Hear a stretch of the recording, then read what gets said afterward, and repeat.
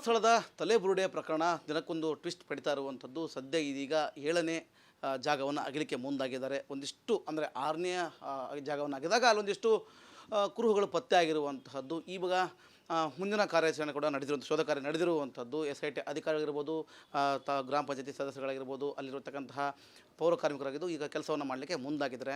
ಇನ್ನೂ ಒಂದಿಷ್ಟು ಆರೋಪ ಪ್ರತ್ಯಾರೋಪಗಳು ಕೇಳಿಬರ್ತಾ ಇದೆ. ಈ ಬಗ್ಗೆ ಮಾತಾಡಲಿಕ್ಕೆ ನನ್ನ ಜೊತೆಗೆ ಕೇಶವ್ ಗೌಡ ಅವರಿದ್ದಾರೆ. ಅಂದರೆ ಇವರು ಕೂಡ ಧರ್ಮಸ್ಥಳದ ಏನು ಗ್ರಾಮ ಪಂಚಾಯತಿ ಅಲ್ಲಿ ಕೂಡ ಅಧ್ಯಕ್ಷರಾಗಿದ್ದು 2012ರಲ್ಲಿ. ಈ ಬಗ್ಗೆ ಮಾತಾಡಲಿಕ್ಕೆ ಜೊತೆಗಿದ್ದಾರೆ ಕೇಶವ್ರನ್ನ. ಅವ್ರ ಜೊತೆ ಮಾತಾಡ್ತಾ ಹೋಗ್ತೀನಿ ಸರ್. ನಮಸ್ಕಾರ ಸರ್. ಸರ್, ಏನಂದರೆ ಈಗ ಸದ್ಯಕ್ಕೆ ಒಂದಿಷ್ಟು ವಿಚಾರಧಾರೆಗಳು ನಡೀತಾ ಇದ್ದಾವೆ, ಆರೋಪ ನಡೀತಾ ಇದೆ, ಪ್ರತ್ಯಾರೋಪಗಳು ನಡೀತಾ ಇದ್ದಾವೆ. ಪ್ರಮುಖವಾಗಿ ಈಗ ಈ ಕಲೆಬರಗಳನ್ನು ಆಗಲಿಕ್ಕೆ ಮುಸುಕುದಾರಿಯೊಬ್ಬ ಮುಂದಾಗಿರುವಂಥದ್ದು. ಇದನ್ನು SIT ತನಿಖೆ ಕೂಡ ಸರ್ಕಾರ ಕೊಟ್ಟಿರುವಂಥದ್ದು. ಒಂದಿಷ್ಟು ಆರೋಪಗಳು ಬರ್ತಾ ಇದ್ದಾವೆ. ಅದರಲ್ಲೂ ಕೂಡ ಈಗ ಇವತ್ತು 7ನೇ ಜಾಗವನ್ನು ಅಗಿತಾ ಇದ್ದಾರೆ.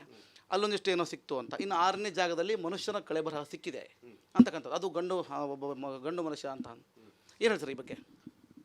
ನೋಡಿ, ಕಳೆಬರ ಏನು ಸಿಕ್ಕಿತು ಅಂತ ನೀವು ಹೇಳ್ತೀರ, ಅದನ್ನು ನಾನು ಮಾಧ್ಯಮದ ಮೂಲಕ ತಿಳ್ಕೊಂಡಿದ್ದೇನೆ. ಯಾಕೆಂದರೆ ನಾನು ಬೆಳ್ತಂಗಡಿಯಲ್ಲಿ ಇದ್ದೇನೆ, ಆಫೀಸ್ನಲ್ಲಿದ್ದೇನೆ. ಬೆಳಿಗ್ಗೆ ನಿಂತು ನಾನು ಧರ್ಮಸ್ಥಳಕ್ಕೆ ಇನ್ನು ಹೋಗುವಾಗ ಸಂಜೆ ಹೋಗ್ತಿದ್ದೆ. ಆದರೆ ಬೆಳಿಗ್ಗೆ ನನಗೆ 1-2 ಮಾಧ್ಯಮದವರು ಬರುವಾಗ ನಾನು ಹೇಳಿದ್ದೆ, ಇವತ್ತು ಸಿಗದಿದ್ದರೂ ನಾಳೆ ಆದರೂ ಅಲ್ಲಿ ಸಿಗುವಂಥ ಚಾನ್ಸಸ್ ಇದೆ.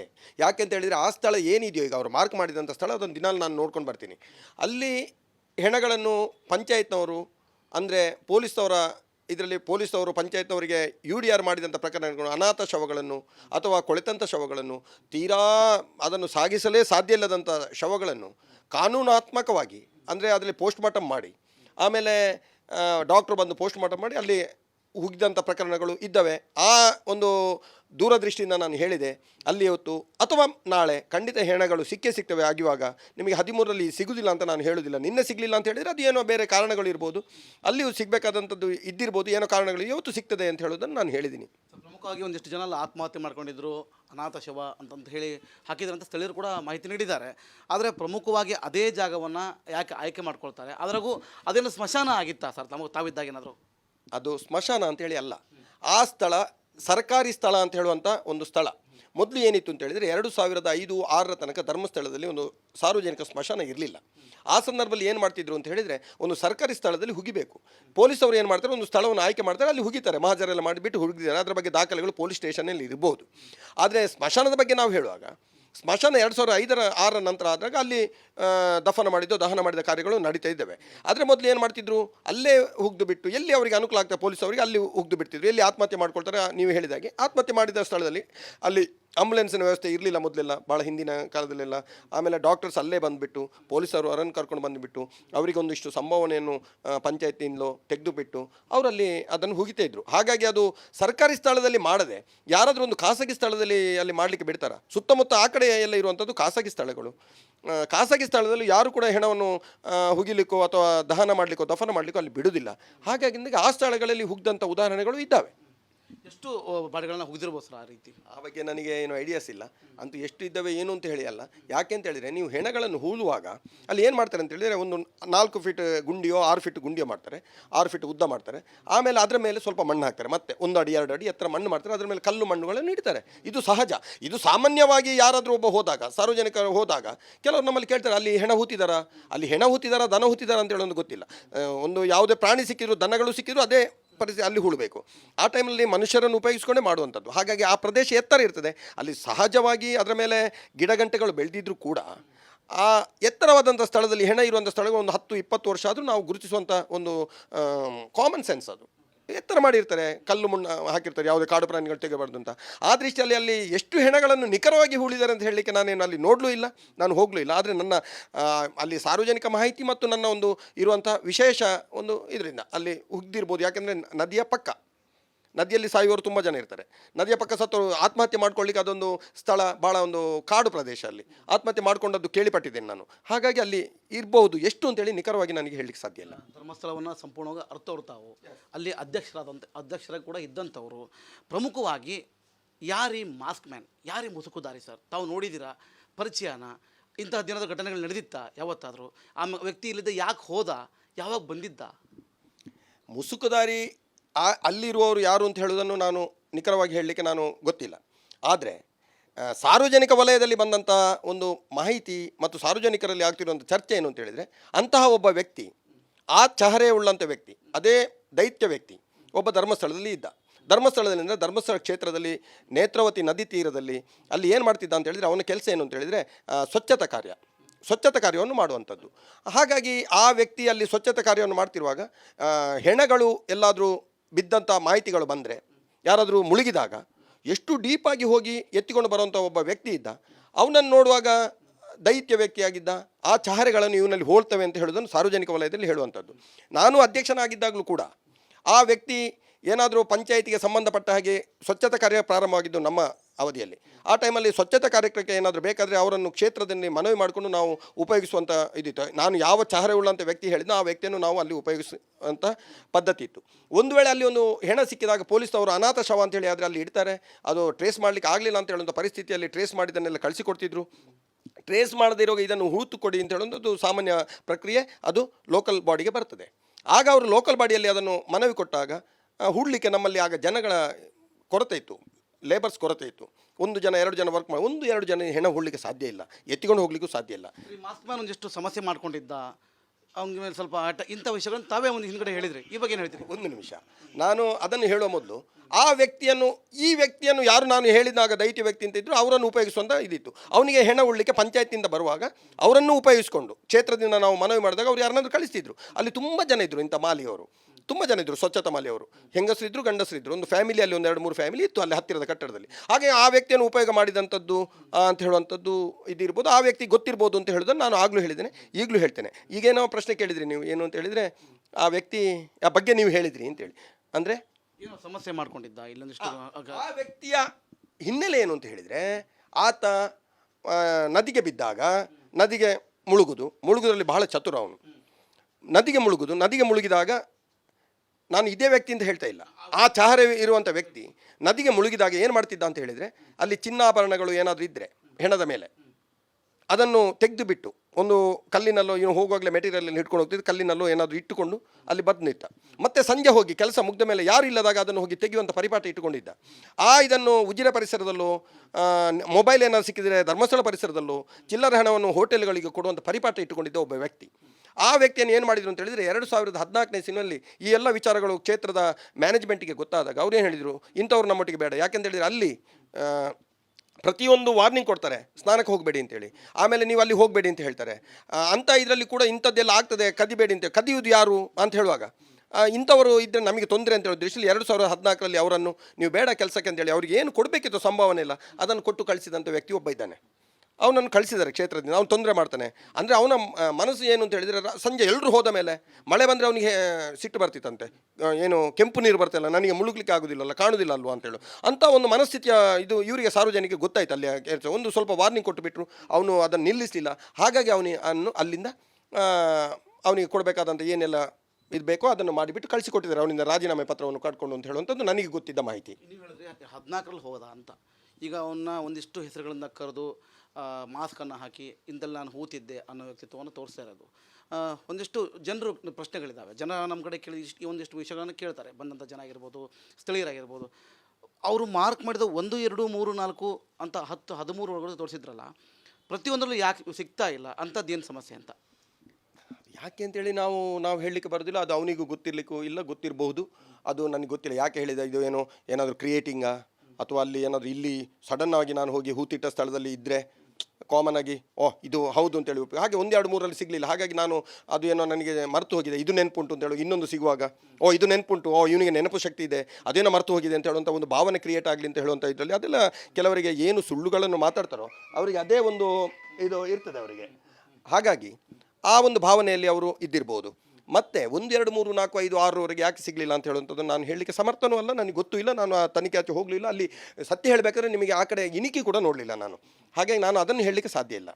ಹಾಗಾಗಿ ಈ ಕಳ್ಳ ಕೆಲಸ ಮಾಡುವವರು, ಸುಳ್ಳು ಹೇಳುವವರು, ಈ ಸೃಷ್ಟಿ ಮಾಡುವವರೆಲ್ಲ ಒಂದು ಕಲ್ಪನೆಗಳನ್ನು ಇಟ್ಕೊಂಡಿರ್ತಾರೆ, ಇದು ಹೀಗೆ ಆಗಬೇಕು ಅಂತೇಳಿ. ಈಗ ನಾಯಿಗೂ ನಾವು ತರಬೇತಿ ಕೊಟ್ಟರೆ ಆ ನಾಯಿ ಏನು ಮಾಡ್ತದೆ ಅಂತ ಹೇಳಿದರೆ, ಎಷ್ಟು ತರಬೇತಿ ಕೊಟ್ಟಿದ್ದೇವೆ ಅಷ್ಟನ್ನು ಮಾತ್ರ ಮಾಡೋದಲ್ವ. ಇನ್ನು ಮುಂದಕ್ಕೆ ಏನು ತನಿಖೆ ಯಾವ ರೀತಿಯಲ್ಲಿ ಆಗಬೇಕು ಅಂತ ಹೇಳುವಾಗ ಅದು ಏನು ಅಂತ ಹೇಳುವಂಥದ್ದು ಅವರ ಬಾಯಿಂದಲೇ ಬರಬೇಕು. ಈಗ ಇಲ್ಲಿ ಕೆಲಸ ಮಾಡ್ತಿದ್ದವನು, ಇಲ್ಲೇ ಊಟ ಮಾಡ್ಕೊಂಡಿದ್ದವನು, ಇಲ್ಲಿ ಜೀವನ ಮಾಡಿದವನು ಸಡನ್ನಾಗಿ ಎಲ್ಲೋ ಹೋಗಿ ಮತ್ತೆ ರಿಟರ್ನ್ ಬಂದು ಮುಸುಕುದಾರಿ ಆಗುವಂಥ ವ್ಯವಸ್ಥೆ, ಇಲ್ಲಿಯ ಕಳೆ ಬರ ತೆಗಿತೇನೆ, ಇಲ್ಲಿ ಹೆಣ್ಮಕ್ಳಿಗೆ ರಕ್ಷಣೆ ಇಲ್ಲ, ಇಲ್ಲಿ ಬಂದಂಥವ್ರನ್ನ ಕೊಲೆ ಮಾಡಿ ಹಾಕಿದ್ದಾರೆ ಅಂತಕ್ಕಂಥ ಸಾಕಷ್ಟು ಆರೋಪ ಮಾಡ್ತಾನೆ. ಇದೀಗ SIT ತನಿಖೆಗೆ ಬಂದಿರೋ ಸರ್ಕಾರ ಕೂಡ ಇದನ್ನು ತೊಗೊಂಡಿರುವಂಥದ್ದು. ಒಂದಿಷ್ಟು ಪ್ರಮುಖವಾಗಿ ಮುಖ್ಯಸ್ಥರನ್ನ ಒಳ್ಳೆ ಹಿರಿಯ ಅಧಿಕಾರಿಗಳನ್ನು ಕೂಡ ಈಗ ಮಾಡಿರುವಂಥದ್ದು.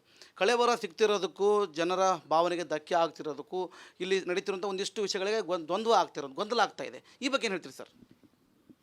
ಇದು ಪ್ರೀ ಪ್ಲ್ಯಾಂಡ್. ನಾನೀಗ ಹೇಳಿದಾಗೆ ನೀವು ಹೇಳಿದಂಥ ವ್ಯಕ್ತಿ 2014 ಬಿಟ್ಟಿದ್ದಾರೆ ಅಂತ ಹೇಳುವಂಥದ್ದು ನಮಗೆ ಮಾಹಿತಿ ಆ ವಕೀಲರು ಏನು ಪ್ರೆಸ್ ನೋಟ್ ನೋಡುವಾಗ ನಮಗೆ ಗೊತ್ತಾಗಿದೆ. 2014 ಬಿಟ್ಟ ವ್ಯಕ್ತಿಗೂ ಮತ್ತು ಈ ವ್ಯಕ್ತಿಗೂ ಚಹರೆ ಇರುವ ಕಾರಣ ನಾನು ಅದನ್ನು ಪರ್ಟಿಕ್ಯುಲರ್ ಆಗಿ ಹೀಗೆ ಅಂತೇಳಿ ಹೇಳಬಲ್ಲೆ. ಆದರೆ 2014 ಅದು ತನಿಖೆ ಆಗಲಿ, ಆಮೇಲೆ ಅವನ ವ್ಯಕ್ತಿತ್ವ ಏನು ಅಂತ ಹೇಳೋದು ತನಿಖೆ ಆಗಲಿ. ನಿಮಗೆ ಗೊತ್ತಿರ್ಬೋದು SIT ಮಾಡಿದೆ, ಎಲ್ಲವನ್ನು ಮಾಡಿದೆ ಸರ್ಕಾರ. ಇದು ಏನಾಗಿದೆ ಅಂತ ಹೇಳಿದರೆ ನಾವು ಗುಡ್ಡವನ್ನು ಅಗ್ದು ಇಲ್ಲಿ ಹಿಡಿದಾಗೆ ಆಗಿದೆ. ಯಾಕೆ ಹೇಳ್ತಿದ್ದೇನೆ ಅಂತ ಹೇಳಿದರೆ, ನಮ್ಮ ಪ್ರಥಮವಾಗಿ ಇಲ್ಲಿ ಆ ವ್ಯಕ್ತಿ ಬಂದಾಗ ಒಂದು ತಲೆ ಬುರುಡು ಹಿಡ್ಕೊಂಡು ಬಂದಿದ್ದ.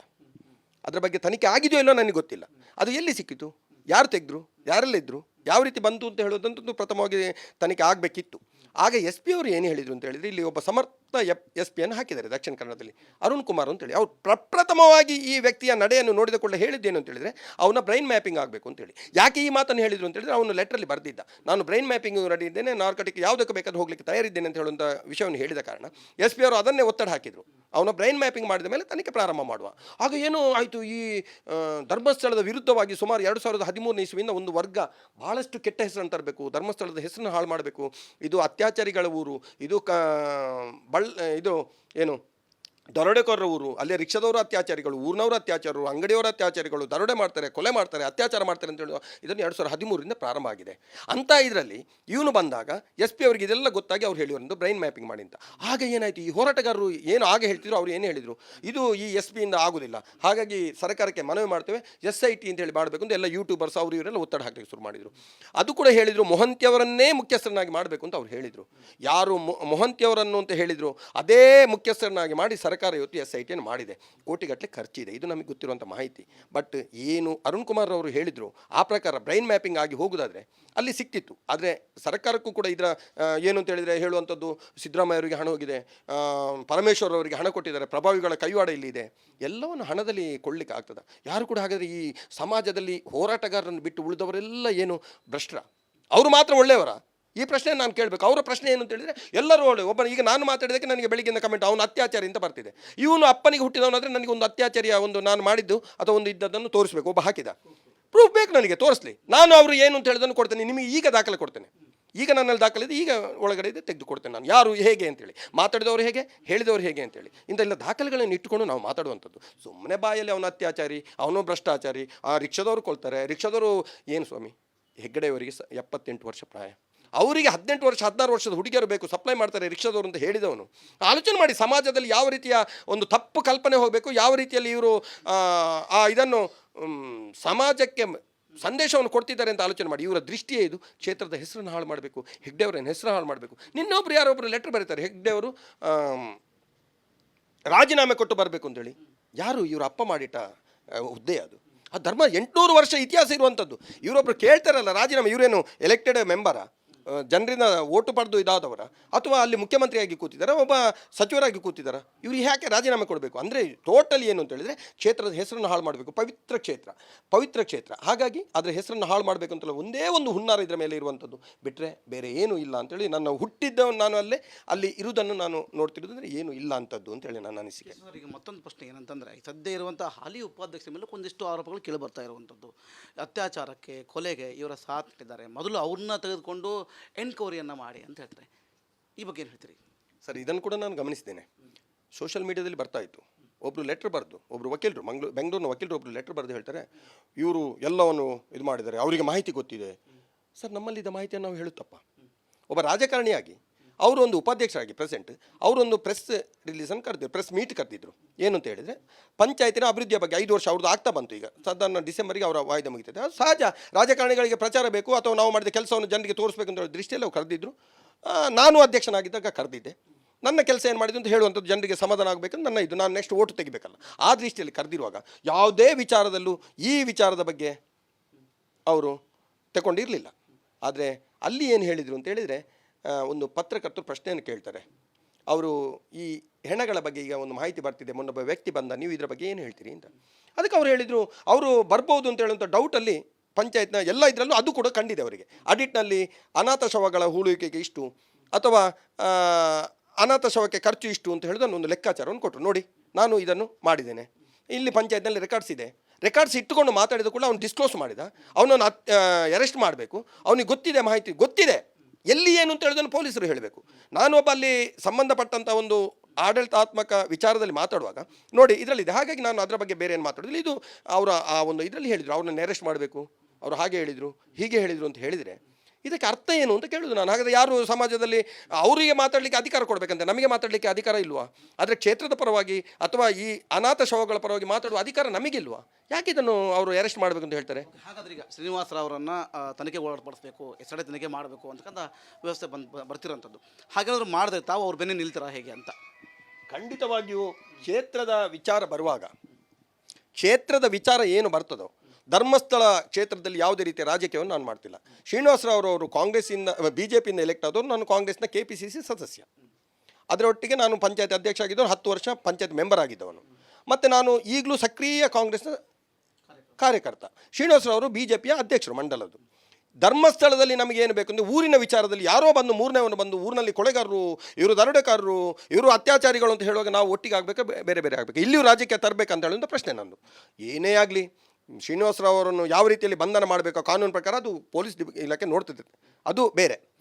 ಅಲ್ಲಿ ಅವರು ಮಾಡಿದಂಥ ತಪ್ಪು ಏನಿಲ್ಲ, ಅವರು ಸತ್ಯವನ್ನೇ ಹೇಳಿದ್ದಾರೆ. ಹಾಗಾಗಿ ಅವರ ವಿರುದ್ಧ ಯಾರು ಏನು ಹೇಳಿದರೂ ಕೂಡ ನಾವು ಶ್ರೀನಿವಾಸರಾವ್ ಅವರೊಟ್ಟಿಗೆ ನಿಂತುಕೊಳ್ತೇವೆ. ಕೊನೆಯದಾಗಿ ಮುಸುಕುದಾರಿ SIT ತನಿಖೆ ಸಿಗ್ತಿರುವಂತಹ ಕಲೆಬರಹಗಳು ಏನು ಹೇಳ್ತೀರಿ ಈ ಬಗ್ಗೆ? ಮುಸುಕುದಾರಿ ವ್ಯಕ್ತಿಯನ್ನು ಬ್ರೈನ್ ಮ್ಯಾಪಿಂಗ್ ಮಾಡಬೇಕು ಅಂತೇಳಿ ಅರುಣ್ ಕುಮಾರ್ ಅವರು ಫಸ್ಟಿಗೆ ಹೇಳಿದ್ದಾರೆ, SP ಅವರು. ಅವನನ್ನು ಪ್ರಪ್ರಥಮವಾಗಿ SIT ಅವರು ಏನು ಮಾಡಬೇಕು ಅಂತೇಳಿ ಪ್ರಪ್ರಥಮವಾಗಿ ಅದನ್ನು ಮಾಡಬೇಕು ಅವರು. ಅದರೊಟ್ಟಿಗೆ ಅವರ ಹಿನ್ನೆಲೆ ಏನು, ಯಾರಿದ್ದಾರೆ ಅವರ ಹಿಂದೆ, ಯಾರೆಲ್ಲ ಇವರಿಗೆ ಹೇಳಿಕೊಟ್ಟಿದ್ದಾರೆ, ಯಾರೆಲ್ಲ ಇವರನ್ನು ಟ್ರೈನ್ ಮಾಡಿ ಕಳಿಸಿದ್ದಾರೆ ಅಂತ ಹೇಳಿದ್ದು ಬರಬೇಕು ಬ್ರೈನ್ ಮ್ಯಾಪಲ್ಲಿ. ಬಂದ ನಂತರ SIT ಅವರು ಅದನ್ನು ಕೋರ್ಟ್ನಲ್ಲಿ ಪರ್ಮಿಷನ್ ತಗೊಂಡು ಅವನು ಒಪ್ತಾನೆ, ಹೇಳಿದ್ದಾನೆ ಲೆಟ್ರಲ್ಲಿ, ಒಪ್ಪಿದ ಪ್ರಕಾರ ಅವನು ಲೆಟ್ರಲ್ಲಿ ಕೊಟ್ಟ ಮೇಲೆ ಒಪ್ಪಬೇಕು ತಾನೆ. ನಾನೀಗ ಮಾಡೋದಿಲ್ಲ ಅಂತ ಹೇಳಿದರೆ ಆಗೋದಿಲ್ಲ. ಹಾಗಾಗಿ ಅವನ ಹಿನ್ನೆಲೆಯನ್ನು ಪ್ರಥಮವಾಗಿ ತಿಳ್ಕೊಳ್ಬೇಕು. ಆಮೇಲೆ ಹೆಣಗಳನ್ನು ಹೂತಿಟ್ಟ ಬಗ್ಗೆ ಇವನದ್ದು ಪಾತ್ರ ಏನು ಅಂತ ಆಗಬೇಕು. ಸಂಬಳ ತಗೊಂಡು ಹೂಳಿದಾನ, ಧರ್ಮಕ್ಕೆ ಹೂಳಿದಾನ ಅಂತೇಳಿ ಆಗಬೇಕು. ನೀವೇ ಹೇಳಿದಾಗೆ 2014ರಲ್ಲಿ ನಾನು ಧರ್ಮಸ್ಥಳದಲ್ಲಿ ಓಡಿದ್ದೇನೆ.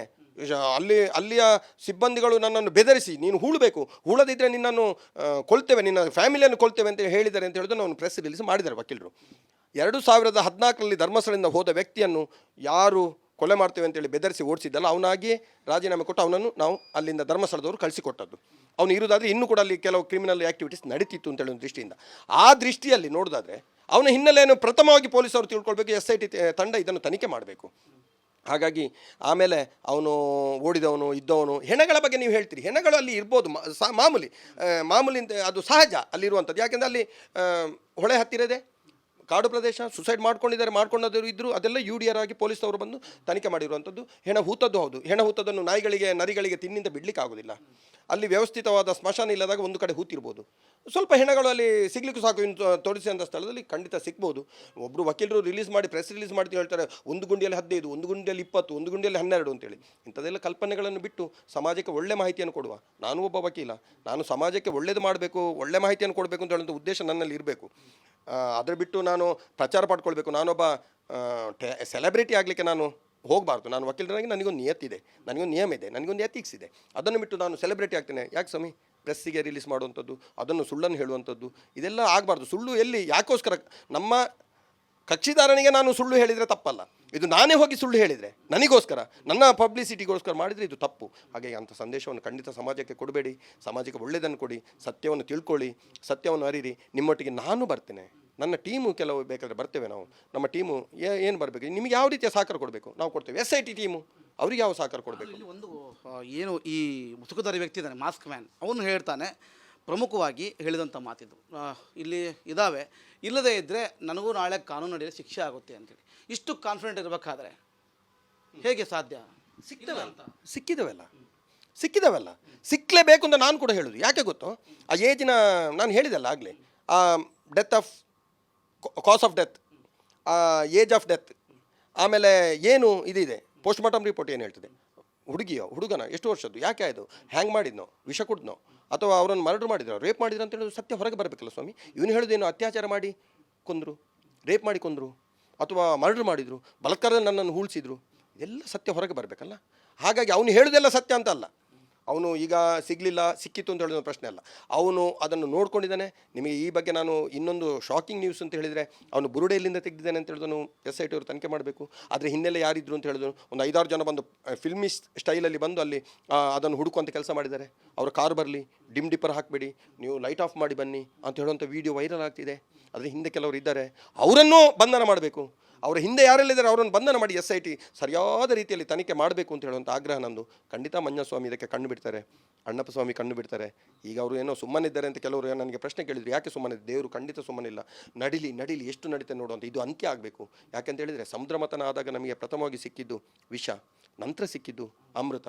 ಹಾಗೆ ಒಂದು ಟೈಮ್ನಲ್ಲಿ, ಒಂದು ಕಾಲದಲ್ಲಿ ಆ ಈಶ್ವರ ವಿಷಕಂಟಾಗಿ ಎಲ್ಲವನ್ನು ನುಂಗಿದ್ದಾನೆ. ಅವನು ಸಮಾಜದ ಇದಕ್ಕೋಸ್ಕರ ಒಳ್ಳೆಯದಕ್ಕೆ ಮಾಡ್ತಿದ್ದಾನೆ. ಹೆಗ್ಡೆಯವರಿಗೆ ಬಂದಂಥ ಆಪಾದನೆ ಏನಿದೆಯೋ ಅದನ್ನೆಲ್ಲ ದೂರ ಮಾಡಿಕೊಡ್ತಾನೆ. ಅಣ್ಣಪ್ಪ ಸ್ವಾಮಿ ಪೆಟ್ಟು ಕೊಟ್ಟಾಗ, ನಮ್ಮಲ್ಲಿ ತುಳುವಿನಲ್ಲಿ ಗಾದೆ ಇದೆ, ದೇವರು ಸಿಟ್ಟು ಮಾಡಲ್ಲ, ಅವರು ನಿಧಾನವಾಗಿ ಇದು ಮಾಡ್ತಾರೆ. ಆದರೆ ದೈವಗಳು ಹಾಗೆಲ್ಲ, ನಮ್ಮ ತುಳುನಾಡಿನ ದೈವಗಳು ಕೊಡ್ತವೆ. ಕೊಟ್ಟಾಗ ಇವರಿಗೆ 7 ಪರಂಪರೆ, 7 ಜನ್ಮ ಇವರಿಗೆ ಸಿಗ್ತದೆ. ನೆನಪಿಟ್ಟುಕೊಳ್ಳಿ, ಈ ಮಾತನ್ನು ಬರೆದಿಟ್ಟುಕೊಳ್ಳಿ. ಏನು ಅಪಪ್ರಚಾರ ಮಾಡ್ತಿದ್ದಾರೋ, ಸುಳ್ಳು ಹೇಳ್ತಿದ್ದಾರೋ ಅವರಿಗೆ ಸಿಗ್ತದೆ. ಒಂದು ವೇಳೆ ನಾವು ಅಪಪ್ರಚಾರ ಮಾಡಿದರೆ ನಮಗೆ ಸಿಗ್ತದೆ, ನಾವು ಸುಳ್ಳು ಹೇಳಿದರೆ ನಮಗೆ ಸಿಗ್ತದೆ. ಅವರು ಮಾಡಿದರು, ಅವರಿಗೂ ಆ ದೇವರುಗಳು ಮಂಜಸ್ವಾಮಿ, ಅಣ್ಣಪ್ಪ ಸ್ವಾಮಿ, ಉಳಿದಂಥ ಎಲ್ಲ ಅಲ್ಲೇ ಪರಿವಾರ ದೈವಗಳು ಅವರಿಗೆ ಕೊಡ್ತಾರೆ ಅಂತ ಹೇಳುವಂಥ ಅನಿಸಿಕೆ ನಂದು.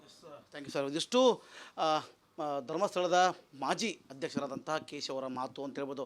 ಒಟ್ಟಾರೆಯಾಗಿ ತನಿಖೆ ನಡೀಲಿ, ಸತ್ಯಾಸತ್ಯತೆಗಳು ಗೊತ್ತಾಗಲಿ, ಎಲ್ಲ FSL ರಿಪೋರ್ಟ್ ಬರಲಿ, ತನಿಖೆಗಳು ಇನ್ನೂ ಹೆಚ್ಚಾಗಿ ನಡೀಲಿ. ಅನ್ಯಾಯ ಅಕ್ರಮಗಳೇನಾಗಿದೆ, ಎಲ್ಲಿ ತನಿಖೆ ಮಾಡಬೇಕು, ಯಾರನ್ನು ತನಿಖೆ ಮಾಡಬೇಕು, ಮುಸುಕುದಾರಿಯ ಬಗ್ಗೆ ಸಂಪೂರ್ಣವಾಗಿ ಮಾಹಿತಿಯನ್ನು ಕೊಟ್ಟಿದ್ದಾರೆ. ಧರ್ಮಸ್ಥಳದ ಮಂಜುನಾಥ ಅಣ್ಣಪ್ಪ ಸ್ವಾಮಿ ಆಶೀರ್ವಾದದಿಂದ ಎಲ್ಲವೂ ಸರಿ ಹೋಗುತ್ತೆ ಅನ್ನೋ ಮಾತು ಕೇಶವ ಅವರದ್ದು. ಕ್ಯಾಮ್ರಾ ಪರ್ಸನ್ ಶಂಕರ್ ಕೊಪ್ಪ ಜೊತೆ ಮಾರುತಿ BM, ರಿಪಬ್ಲಿಕ್ ಕನ್ನಡ, ಮಂಗಳೂರು.